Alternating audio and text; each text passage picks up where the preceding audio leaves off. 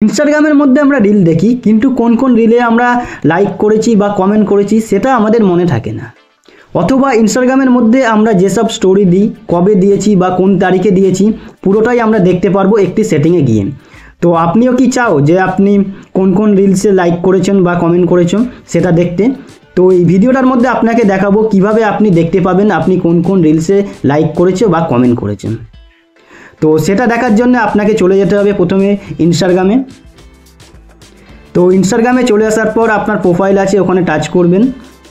তো ওখানে টাচ করার পর একটু রিফ্রেশ করবেন। রিফ্রেশ করার পর উপরে থ্রি লাইন আছে, ওখানে টাচ করবেন।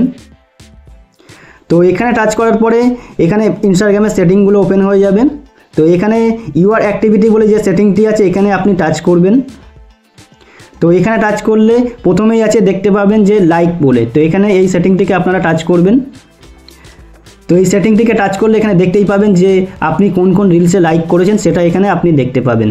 তো এই রিলসে আমি লাইক করেছি, এখানে দেখতেই পাচ্ছেন যে এখানে রিলসটি লাইক করেছি। এরপর আপনি এখান থেকে ব্যাক করে নেবেন। তো ব্যাক করে নেওয়ার পর তারই নিচে আছে দেখবেন যে কমেন্ট, তো কমেন্ট সেটিংয়ে টাচ করবেন।